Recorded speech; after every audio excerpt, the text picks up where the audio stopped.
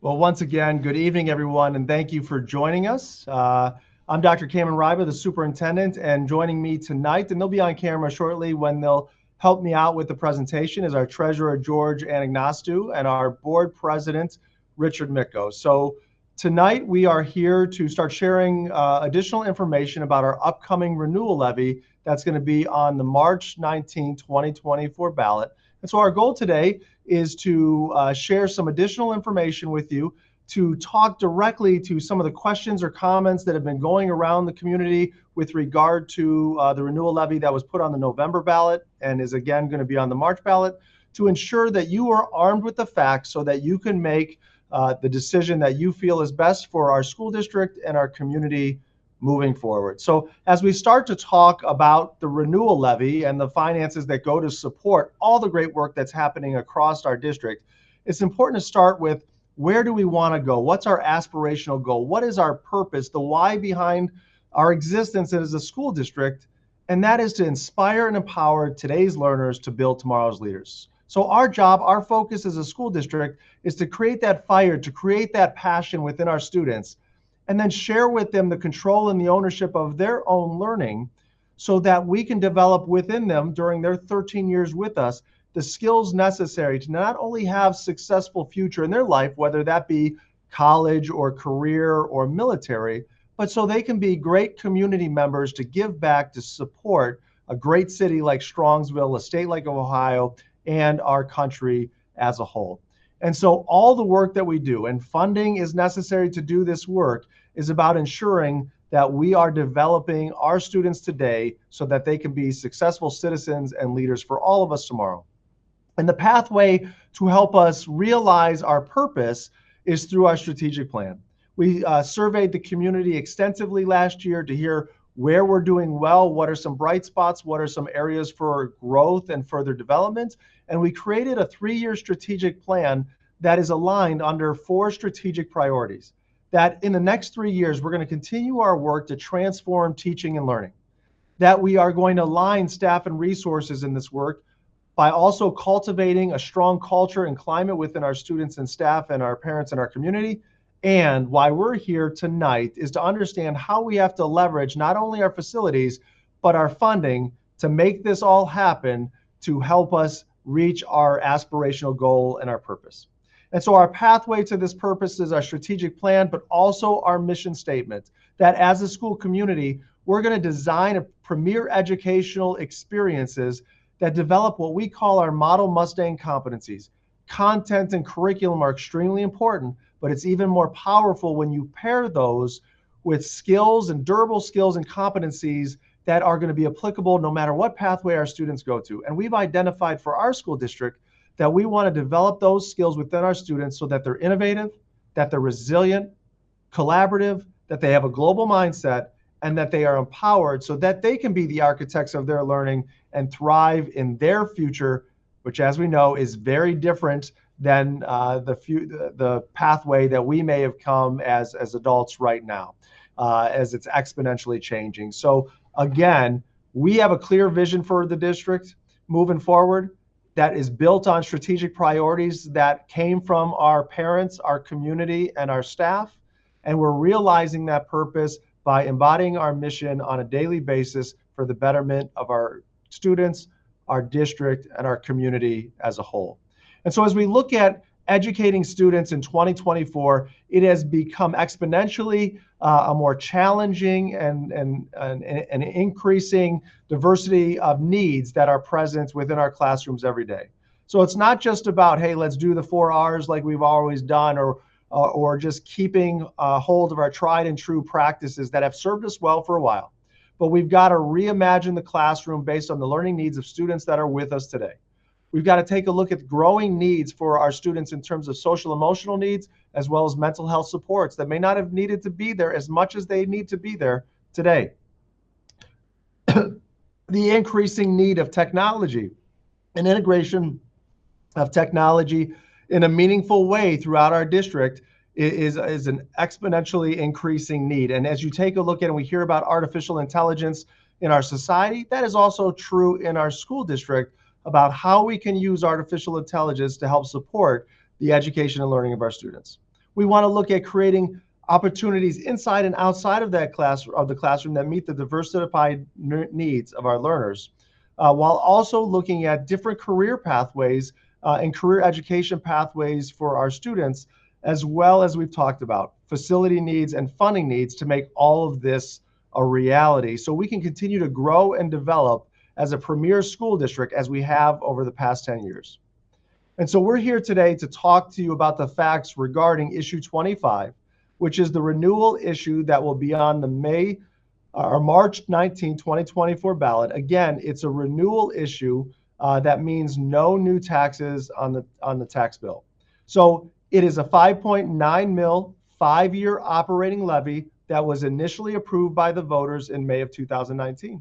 So when we had that May issue, our voters said, hey, we don't want a continuing levy at that time that is permanent. Every 5 years, we want to reevaluate and use our vote to say, how is the school district doing? So that's where we're at in the cycle, keeping that promise to the community that every 5 years you will have a say in this. And so this is that levy that was first passed in May 2019. This is the opportunity for the community to determine the support of that issue moving forward. As we take a look at this 5.9 mil levy, what that generates in operating funds that go for our general fund in our district is about $10 million a year. So it is a significant amount of funding that goes to the operations portion of our district, and we'll get more into those details here shortly. And then, as I previously stated, a renewal levy is a continuation of a previously approved levy, which means there's going to be no new taxes added to your tax bill with this renewal issue. So with this, as we get into some of the details, I'm going to now turn it over to our treasurer, George Adagnastu, who's going to take it from here as we talk about our 5-year forecast. Thank you, Dr. Ryba. As Dr. Ryba mentioned, this is our 5-year forecast. And the purpose of the 5-year forecast, it is something that we must present to the board and the community twice a year, once in November and in May, and after each time also filed to the state. The purpose of the 5-year forecast is to engage the local Board of Education and community in the long-range planning and discussion of the financial issues facing the school district. Serves as a basis of determining school district's ability to certify contracts, to provide a method for the Department of Education and the Auditor of State's Office to identify school districts with potential financial problems. And then the methodology that goes behind the forecast is prepared based upon historical trends and current factors. The information then is extrapolated into estimates for subsequent years. The forecast variables can change multiple times throughout the fiscal year, while cash flow monitoring helps identify unexpected variances.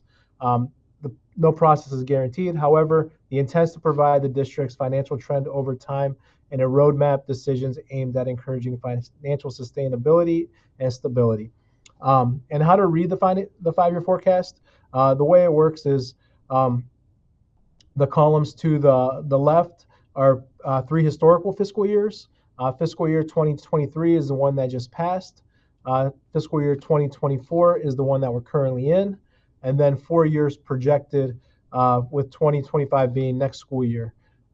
As you will see, the key item here, lines I want to point out, is our revenues over expenses. What that means is, are we bringing in more money than we're spending, or vice versa, are we spending more money than what we're bringing in? In fiscal year 2020, the one prior to the one shown on the graph, that was the first year that we started collecting on the 2019 5.9 mil levy. We received half of that in that fiscal year based on the calendars. And then in 2021, we started receiving the full amount.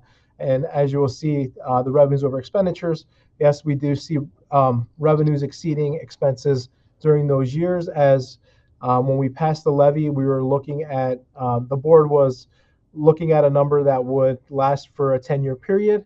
So in the beginning years, we would see more revenues exceeding expenditures, while on the back end, that would start to catch up, and then starting to burn down that cash balance as we will highlight here shortly. So in 2021, the first year collections, and then also our expenditures were a little less that year due to partial year being remote learning. were 11.4 million.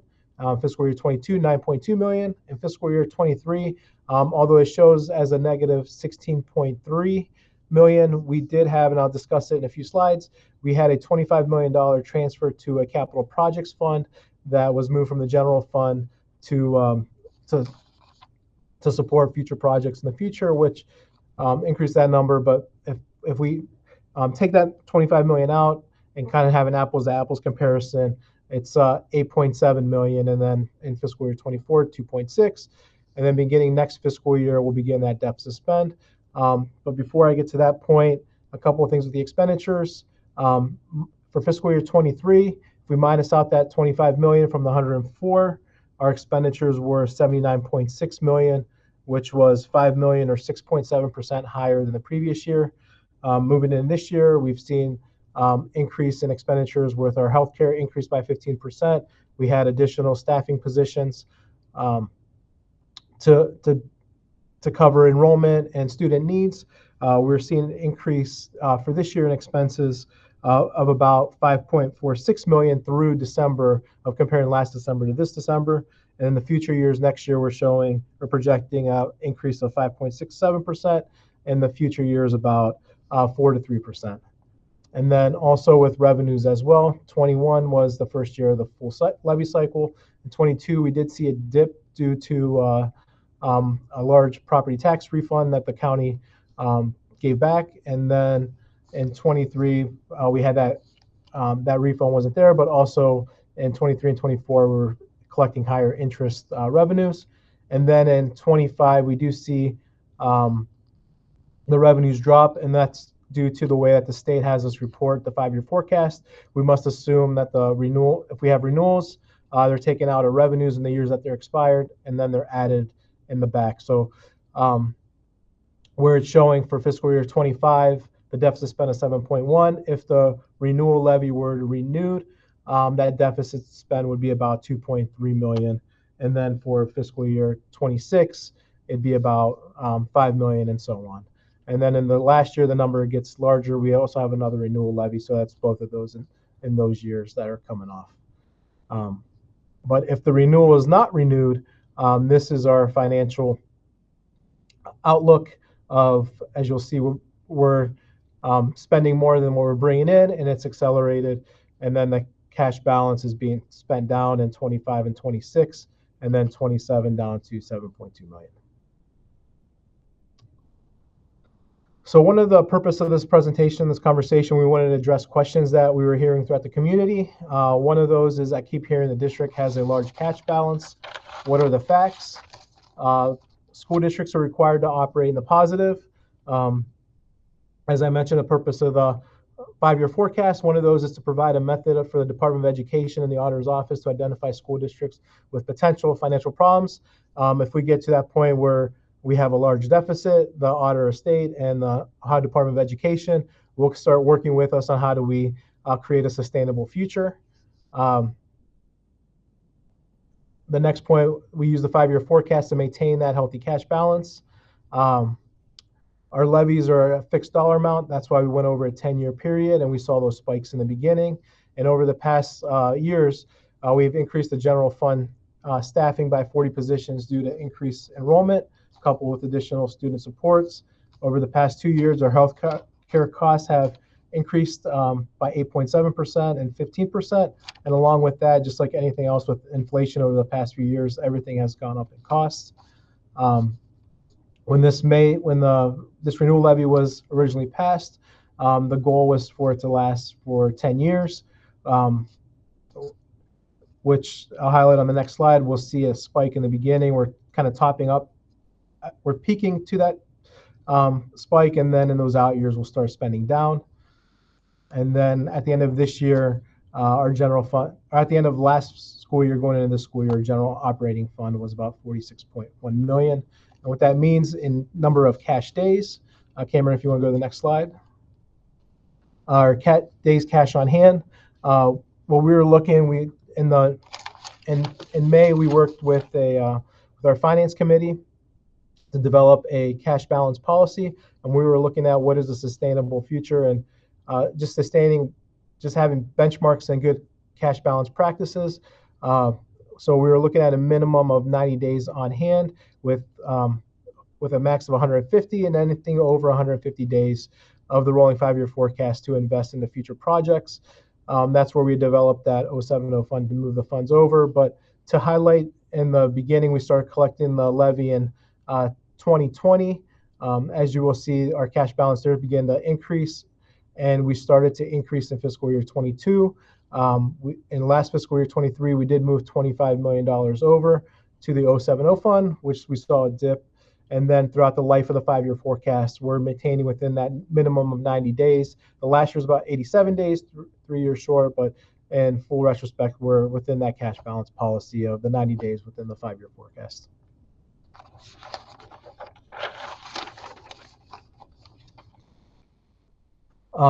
The other question, I keep hearing that the district is hiding $25 million. What are the facts? As I stated with the previous slide, in the spring, with the work of the district's finance committee, a group comprised of local community members and business professionals recommended, and the Board of Education adopted a cash reserve policy. We had those discussions at a public board meeting with a board vote at that time during those meetings. The policy addresses minimum standards for cash balance as to when the board should consider a new levy and/or cost reductions, as well as cash balance maximums within the general operating fund, where the board may wish to invest one-time dollars back in the district. And that's where, by creating an 070 fund, the district has given the fund's purpose and direction for investment back into the schools. In practice, this was slated to offset the bond request to the community for facility needs. And as stated, we moved that $25 million, which was aligned to our policy, and the board approved that along with the policy. And this fund now is more immediate need due to the failure of the November 23 renewal that would delay a bond issue and create a demand to potential use of these funds for critical repairs for our buildings.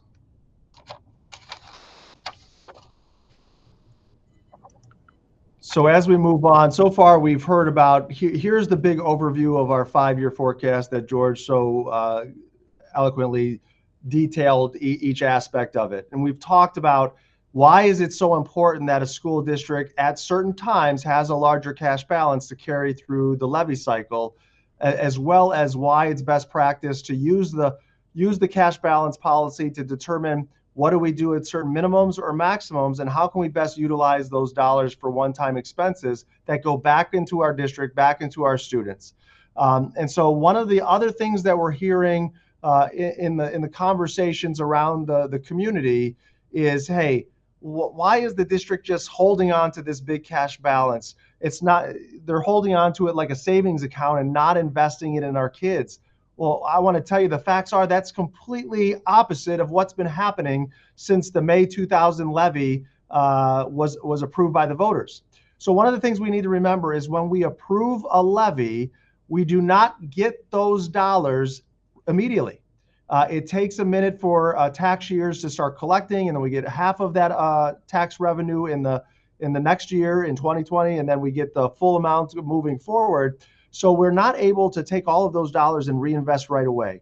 But over the last 5 years, we've invested about $2.5 million of annual new expenses that are going back to help support our district and our students on a day-to-day basis.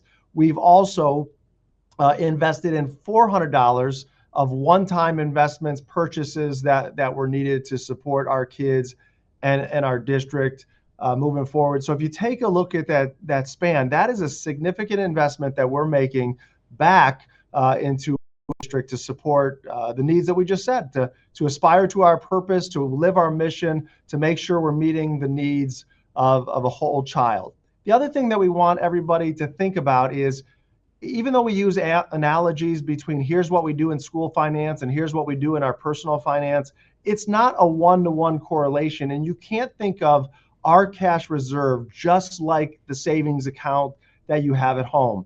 A savings account you may have at home may be used for a rainy day fund, or it may be used for a nice vacation if you have that. Our cash balance is used specifically to take care of expenses in the later years of a levy cycle. And what I mean by that is, If a levy cycle is supposed to last 10 years, in years 6, 7, 8, 9, and 10, that cash balance is not a nice to have.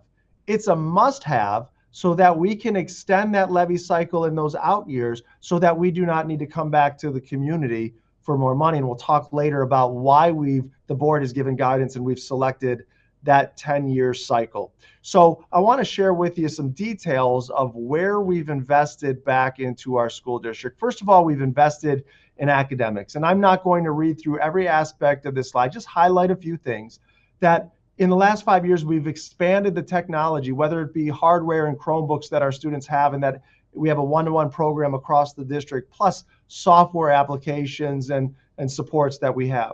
We've expanded career opportunities and course offerings for our students. We've provided training for our teachers in the science of reading, even ahead of when the state has mandated that as a literacy initiative across the district. We've increased maker spaces throughout our school districts and have maintained class sizes, and just a smattering of staff that we've added to have a direct impact on student needs, meaning, hey, we have more students that are coming to our school district than ever before that are speaking English as a second language. We need more English language teachers in the district. We've had to invest and provide those staffing changes to do that. We've provided reading specialists at the elementary building to help our struggling readers at that level. We've provided coaches and training to help our teachers so that they're equipped with the best knowledge and tools and professional development to meet the needs of our students in the classrooms today. So through positions, through technology, through training, that's a part of that $2.5 million of annual investment, or the $400,000 of one-time expenses. But it goes beyond the classroom, and we're talking about athletics and arts as well. Some of these are positional with the addition of an assistant athletic director. But we took a look at our coaching levels. We took a look at the amount of general fund dollars that were supporting our athletic budget and made a significant investment into our athletic programs, as well as including new opportunities, either athletic in the high school or in the middle school, to increase those opportunities in athletics for our students. And we did that also in the arts and music, whether it be new teachers, new extracurriculars in music or theater, the hundreds of thousands of dollars that we've invested as a school district to support ongoing instrument replacements for our orchestra and our band and our marching band, to cool things like a recording lab at the high school where we could do podcasting or demo music in there, as well as expanding our art offerings to more students at the middle school. And finally, going on, investing more into our students, increasing extracurricular opportunities at all levels outside of athletics, outside of music. We've increased them at the elementary level, we've increased them at the middle school level and the high school level, and also brought an intramurals program. And you could read here on the screen some of the highlights of exactly what has started this year because of that investment. We talked about earlier, we've got to consider the growing social, emotional, and mental health needs of our students. And yes, as a school district, we've got to provide supports for that. So whether that be adding new guidance counselors, so we have one per every elementary building, or adding social workers, that now we have 2 in the district where prior we had none, or partnerships where it doesn't cost the district money but provides that service for more clinical-based mental health support in the school district. Safety and security is a large item, and we've been fortunate to also be able to procure a lot of grants across the state to have full-time SROs at our middle school and high school, and rotating SROs at our preschool and elementary buildings, as well as you could see some of the highlights of the safety enhancements that have ensured that we've met all of the requests of the Strongsville Police and Strongsville Fire Department in terms of equipment, training, tools, and resources that are needed to ensure our buildings and our classrooms and our students and staff are safe. And so with that, I'm going to now turn it over to Mr. Micko, who's going to share some highlights on this next portion of the presentation. So thanks everyone for joining us this evening. And one of the questions that we keep on hearing about this renewal is that the district only needs half of what they are asking for, and the taxpayer should be given the other half back. And so this one is really a board level decision. And what I want to share with the community is that beginning next fiscal year, we are projected, according to our 5-year forecast, to begin deficit spending. And what that means is we will start to spend down that reserve. So for example, our expenditures are increasing by that 5.67% from the current fiscal year to the next fiscal year. I don't have to explain to everyone that with inflation as it is now, everything costs more. So what the board had to consider is, can we realistically cut the levy in half, and what would be the consequences of that?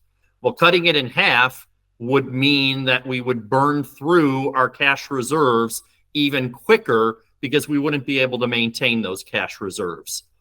As an example, if I had an income of $100,000 a year and I cut it in half, well, that example almost seems foolish because I would not be able to sustain or maintain what I'm doing now at $50,000 a year. I'm a visual learner, so I think the next slide will help illustrate that. And so the graph on the left shows where our general fund cash balance is projected to be if the levy is renewed. And that's the full levy. And that's that green line. And you can see in fiscal year 2028, we're around $25 million on our cash reserve balance. If we would have considered a half levy, the projection in fiscal year 2028, we are below $10 million. And at that point, based on our cash balance policy for sound fiscal planning, we're looking at an increase coming to the voters, coming to the taxpayer and saying, we need to increase. And now we're looking that same cycle of every 3 to 4 years coming to the community and asking for an increase in our levy, which becomes an increase in our taxes. Another way to look at it is the graph on the right, and you can see that that half levy, while it sounds reasonable, in fiscal year 2028, you can see what a drastic change that would have for our days cash on hand. And it would mean, once again, the board would either have to consider cuts to our programming or coming to the taxpayer for an increase. And that's one of the reasons that the board voted to stay the course and ask for the voters' approval of the full levy, because financially speaking, while the dollars are there, it puts us in a really bad position. And our goal is to make sure that our school district is healthy short-term and long-term.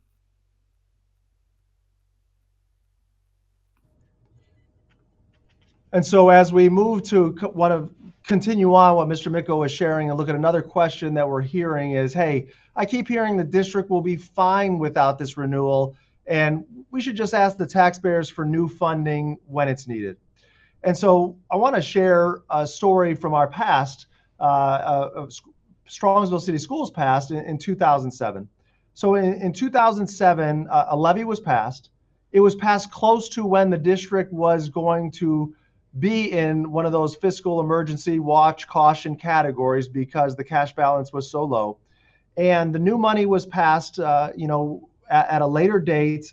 And really the money that was passed, it wasn't about investing into the school district or adding new opportunities for the students. It was about balancing the budget and getting rid of the deficit. And in 2007, a levy was passed. They were able to balance the budget, but just a few years later, they had to make multi-million-dollar cuts to avoid another deficit cliff that was coming down the pike. That does not set up a school district well for meeting the needs of its students and being the district that we all want Strongsville to be for our community and for our kids. And so we want to learn from our past so that we don't replicate those patterns in the future. And so as Mr. Micko shared, that if the board would have approved a half a levy or would have said, hey, we're okay right now, we'll come to the voters when the cash balance is almost depleted, it would speed up that cycle. We need to come back to the voters sooner. We need to come back at a higher millage rate. We need to come back more frequently. And we would need to consider what types of investments are we making that's going to meet the needs of our students so that they can have a bright future that they so deserve. The other thing we talked about is, remember that when a levy is passed by a community, those funds are not immediately available because they're based on collection years, not approval years. So one of the things that we've taken a look at as a school district is going with this approach. And by we, I mean the Board of Education and George and me have taken a look at and saying, okay, there's some school districts that go out on the ballot every 4 to 5 years to ask the community for support of an operating fund. In our community, if you take a look at historically for our community since 1985, there have been 24 requests from the school district for new operating funds. The community has only approved 7 out of those 24, which is a 29% approval rate. And so through conversations and discussion, as well as how our community is voting, it's saying, hey, we would rather not have you come to us for new operating money frequently, but we'd rather have you make it last as long as you possibly could. That's why in 2019, the board said, hey, project this out so we can have the 2019 levy last us through at least 26, 27, and we're going to hit that mark that they set and be able to make it sustain that long. That's why when you have levy cycles that are that long, you have a higher cash balance in the beginning years that then are depleted and used to make the levy last longer in the out years, as we've talked about. Hey, if you also don't want to, if you listen to our history, listen to this data, but you want to see this is happening right now.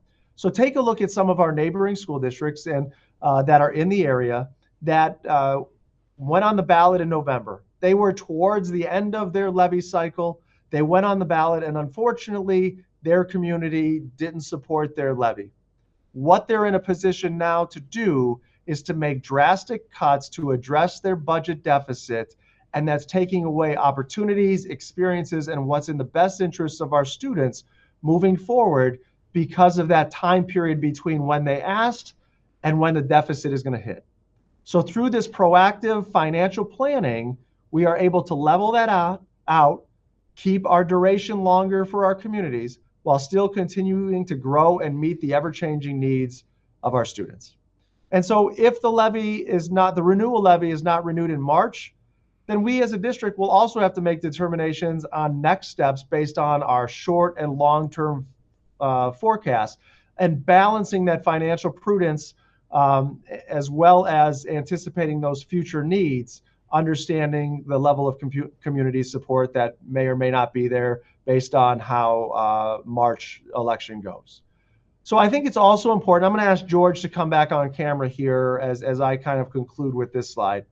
One of the things that I think is important to share is, where are we as a school district comparatively to other school districts with our finances around the county and other districts that we tend to be comparative as similar districts. So George is going to highlight a few of those slides for us. Thank you, Dr. Ryba. But before we do that, we have the 5-year forecast summary. As Dr. Ryba was stating, with our current forecast for this year, we're projected our revenues to exceed our expenditures and increase the cash balance by a few $1 million with $48.5 million. And then next year, if our forecast holds true, we'll begin that deficit spend. And we're looking in the green box. That's if these renewal levies are approved. That we have 2 of them out there, and both of them will show in fiscal year 28. But if both are approved, we would start that back end. We'll be burning through our cash balances. And then the other part that I want to highlight here is, as the deficit spend begins greater, we're also relying on that cash balance to help us with cash flow. I think what's important to note, what these cash balances that we're showing here, that's for one point in time in the year. That's as of June 30th. Our cash balances ebb and flows throughout the year. Property taxes are our biggest source of revenue. And as you think about when you pay your tax bill, you pay that twice a year.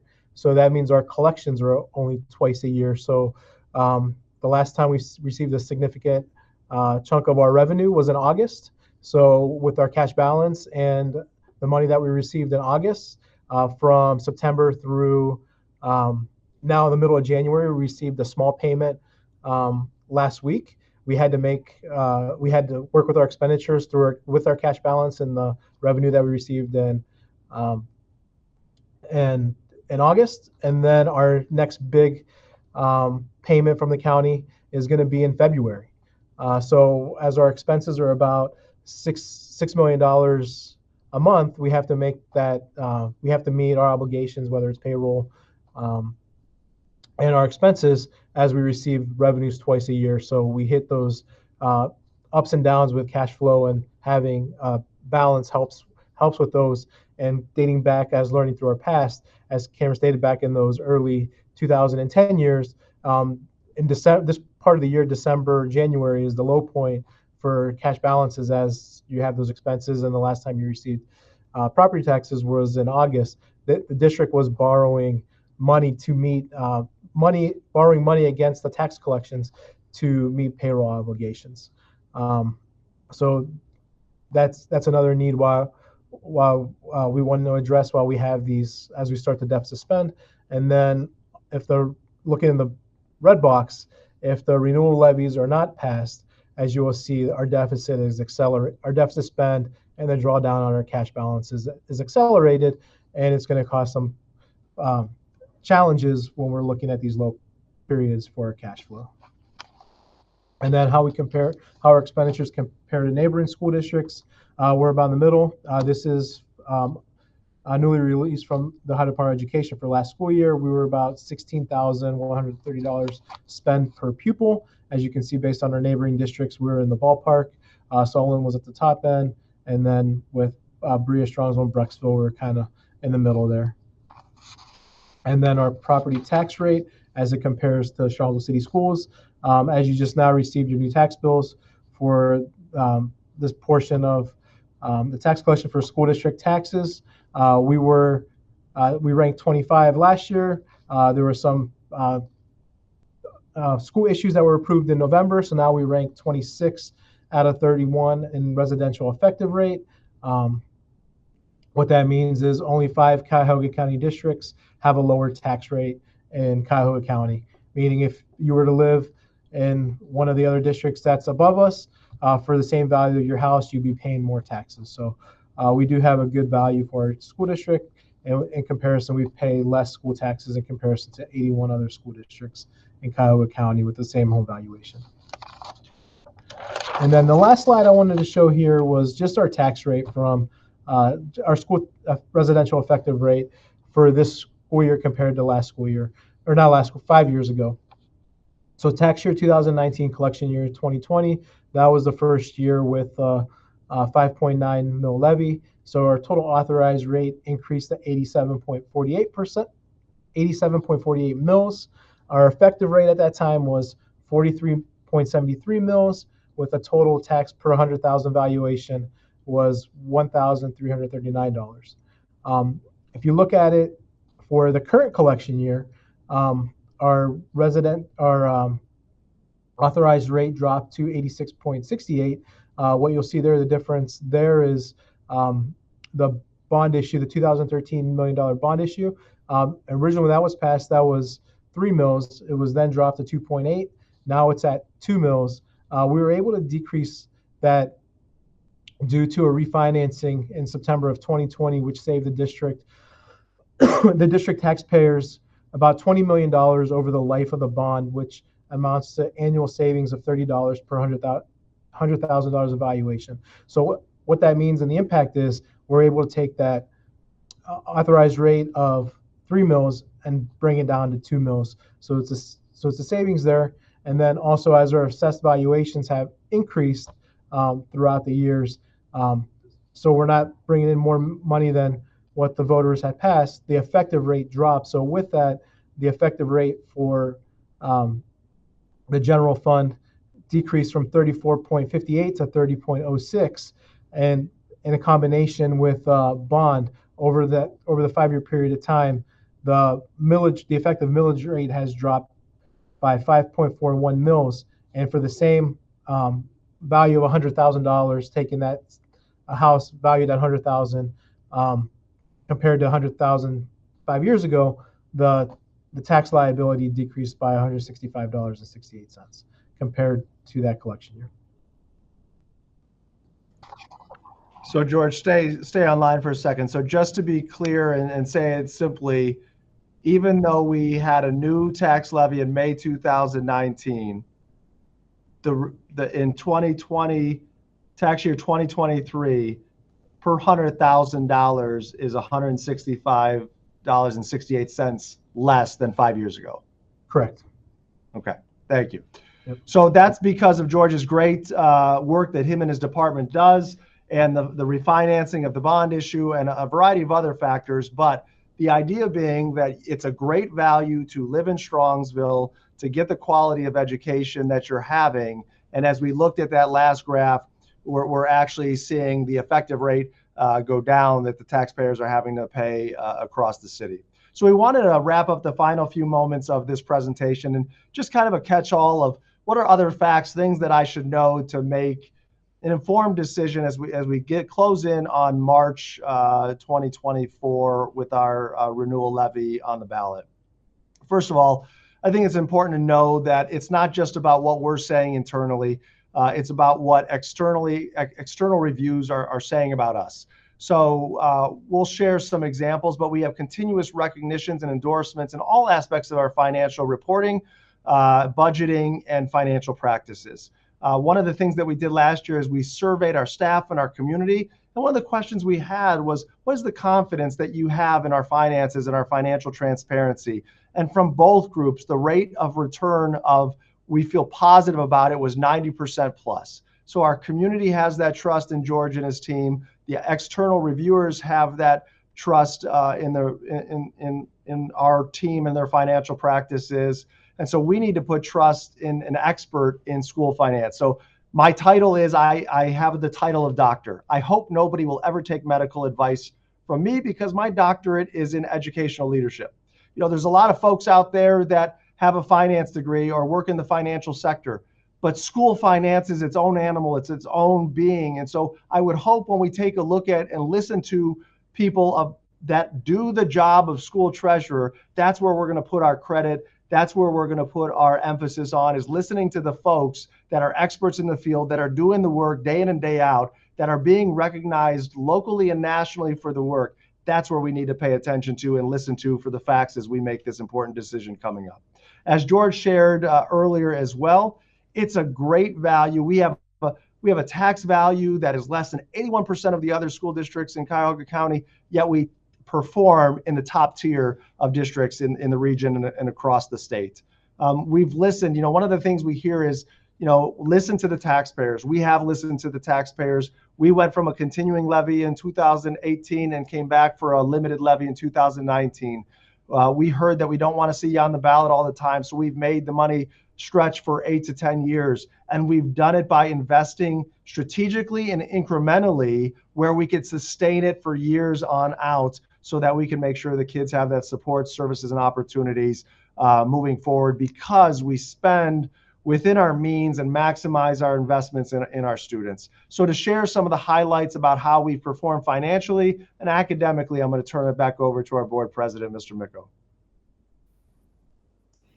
Thanks again, Cameron. So this is our chance to, I don't want to say toot our own horn, but show how external bodies are recognizing the good work we're doing. And so I'm going to start with Moody's. We have strong financial stewardship. This is our this is similar to your own credit rating, and we have a AA1 Moody's rating, which is the second highest for public entities. And what it ultimately means is that when we're going for bonds or anything else, we're getting one of the best rates possible. And as George alluded to before, the reason we were able to refund our existing bonds and save the taxpayer dollars was because of that Moody's rating. In addition, I like to say as a board member, Every penny counts because we count every penny. And that's just not me saying it.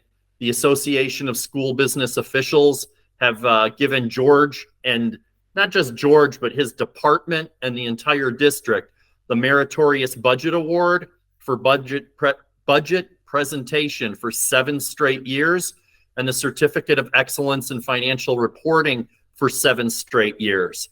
While it may sound silly, but what that means is we take seriously how we report to the community what we're doing with their money. In addition, Government Finance Officers Association has given our district the Certificate of Achievement for Excellence in Financial Reporting, again, 7 straight years. And the Auditor of State has shown us the award with distinction for our financial audit. In every year, we are audited by Columbus to make sure that we are appropriately tracking and accounting for every tax dollar, how it's brought in and how it's spent. And for the last 4 years, we've had that award with distinction. Again, these are things not only am I proud of as a board member and proud of our team as a board member, but these are recognitions that the entire community should take pride in. And then again, something that as a board, we are extremely proud of, but ultimately we're a school district. So our final measurement should be on how well are we educating our students, the students in our Strongsville community. And the last grading cycle, we received the 5-star rating, which is significantly exceeds state standards. That's our overall rating. Districts are rated 1 to 5 stars. We've received the highest rating that any district can receive for the 2023 report card cycle. To give you some ideas of how to compare that, our district is one of only 75 school districts in Ohio to receive that 5-star rating. That's 75 out of over 600 districts. Getting a little deeper into it, our student growth measure, Strongsville City Schools is ranks 25th out of that 607 districts. We're in the top 4% on how well our students grow year over year. And one that I think all of us should be proud of, at the high school, we are 5th in Ohio out of over 3,000 buildings for that student growth measure. Again, we are now in not just the top 1%, we're in the top 0.2% out of all the schools in Ohio. This is something that as a team, we continue to work at year over year, day in and day out. And again, it's not something that just the board or our teachers or our students and parents should be proud of, but it's something that the entire district should take pride in. And it's proof to the pudding of what we do with the dollars entrusted to us.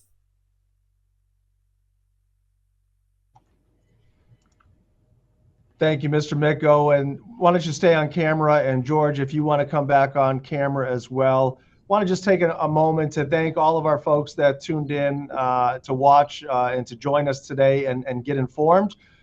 There is a tiny URL on the screen. If you hadn't had a chance and wanted to submit a question for one of us to answer during this time, you can still do that now, and we'd be more than happy to answer that. But I know we had a few questions that came in prior, so I'm going to ask our communications coordinator, Dan Faust, to come online with us and to share any questions that have been submitted, and then we'll kind of take it from there as we have a few minutes left in our presentation tonight.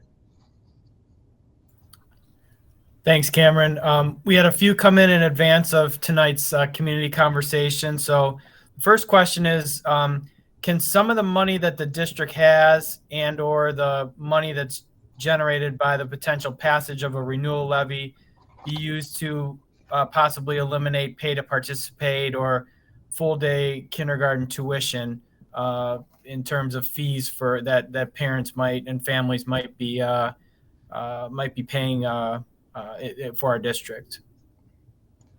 Thanks, Dan, for that question. I'm going to ask Mr. Micko. Those are board level decisions that the the board has made over the years. So I'm going to turn it over to you to share your thoughts on that one. Thanks, Cameron. Both of those questions, let's start with some of just basic facts, and we'll start with full day kindergarten. Full day kindergarten would be a service that we would love to offer to the entire district. The fact of the matter is we are out of space. So we would have to address the space issue as part of that conversation. We're already addressing that.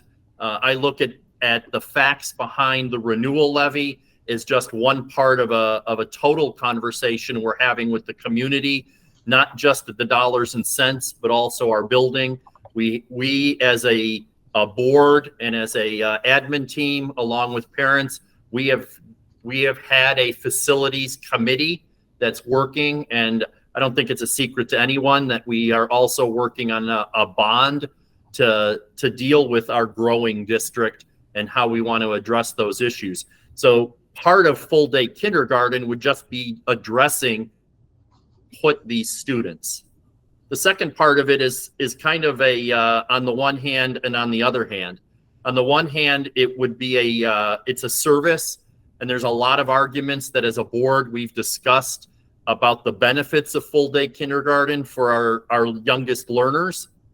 On the other hand, it's a drawdown on the dollars. And as we talked about, as George highlighted, the way school finances work, we're almost on a fixed budget and we draw down those dollars. So something like full day kindergarten, we would have to balance the upside of the service, and obviously parents of young students would want that, but then we would have to balance that with the demands on the taxpayer, and that is exactly the issue we're dealing with right now in this conversation. Same idea for pay to participate. If you're a parent or a student, those fees certainly to draw them down seems attractive. As a board, we would have to balance that with when we make that a taxpayer funded obligation, what is the effect for the taxpayer? So that, yes, we could do that, and that would be something that the board would have to consider. And again, we'd have to consider the pluses and minuses and how that affects our budget and how we balance the needs of our student athletes and their parents with the needs of our taxpayers. Dan, any other questions that came in? Yeah, I have another one sort of playing off of what Mr. Micko talked about. How does this renewal levy relate to the recently proposed bond issue for our district? So I'll start, and Mr. Micko, if you want to jump in, feel free to do that. So as Mr. Micko had shared, we've been talking for about 1.5 years about what are we going to do with our facilities across the district, being preschool facilities, elementary facilities, as well as athletics and performing arts facilities across the district. And so that's something that we've been sharing. Elementary facilities master plan has been developed. It's been presented to the board. It's been come to consensus and endorsed by the board. And as you may recall, the board made a first vote on a potential bond issue to be on the ballot.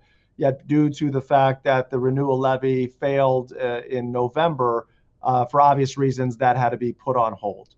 So the need for facilities and space and improvements is not going away. In fact, every year that we wait, the price tag of that bond project, just because of cost increases, is going to go up, and we need to continue to manage short and long-term space issues across the district. So, at this point, the bond issue has been paused.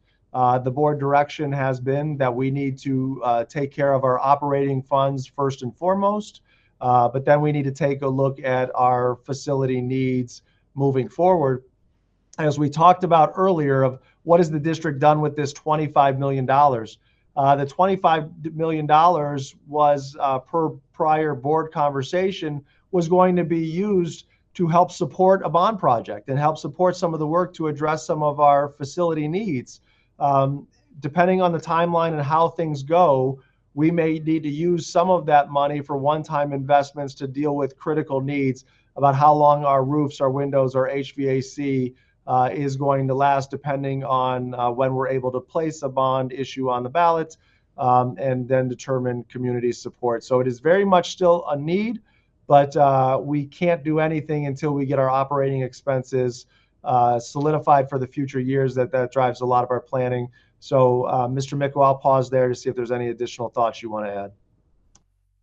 Now, Cameron, you did a great job of summarizing what, as a board, we consider all the time. And ultimately, the way I consider it is what everyone wants is not just a healthy district, but a growing district.